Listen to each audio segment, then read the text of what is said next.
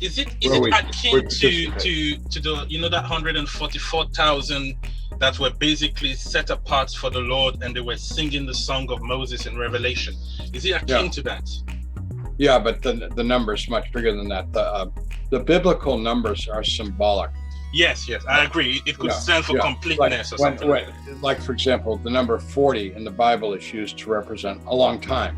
Yes. So whether Jesus was in the desert 38 days or 42 days is absolutely unimportant. The point is he was there a long time of fasting. It was a long fast. Yes. So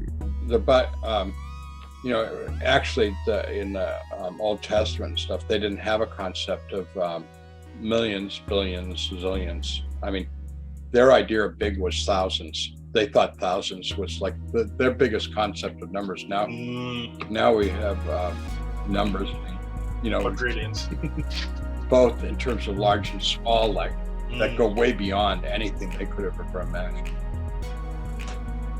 So, so you're saying basically let's assume for a second that 144,000 is symbolic and is much more. It was akin to that, what you saw as that, the choir that was singing, the heavenly choir, the heavenly orchestra was basically singing that song and following the Lord everywhere he went. And I think I remember you said that they had attained a spiritual state. Yeah, and that's what everybody that goes to heaven aspires to participate in that. Wow.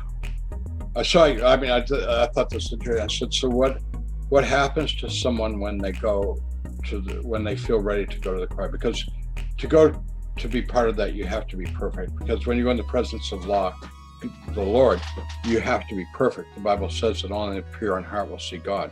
Yes. Pure means perfect, no flaws. Oh. He said, so when you get to that point where you're ready to get to that state of perfection, he said, a lot of people they basically just stand there in awe and they do nothing. And I said, so you can go out to the periphery of the heavenly choir and just stand there and do nothing and be in awe? And he said, oh yeah, that happens very, very frequently. And so I said, how long are they locked up in awe? And he said, there's no earthly time that can describe it. But he said, by your time, maybe millions or billions of years, they might stand in awe before they start to sing.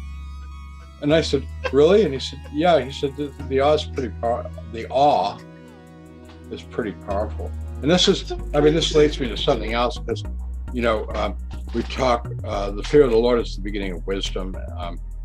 Awe and fear mean the same thing. Yes. Fear is not being afraid. It's being transported into that other state of awesomeness. I use the analogy, when I was a little kid, my mother and father would drive us around to see the Christmas lights at Christmas time. Yeah. This is back in the 50s, I'm talking 1950s, and see the Christmas lights was a really big deal. And me and my sisters would go, we'd just be, the lights on the trees, would just knock us out. It's like the first time you ever see fireworks and you just can't believe it's so beautiful and so, awe-inspiring. Now people are so jaded, it's hard for them to find that awe in the world. But where you can find the awe in the world, if you watch a bird, if you play with a child, if you look at the sunrise or the sunset, if you look at the clouds in the sky, the awe's there. Oh yeah, when I was young, I would go to my friend's house because their house was slightly elevated in the city, and I would go and look at the sunset and just weep. I didn't know what I was encountering then, but I think it was the awe of God inside my heart. Absolutely. I believe God shows us all the time. It's just we need to open our eyes. Wow.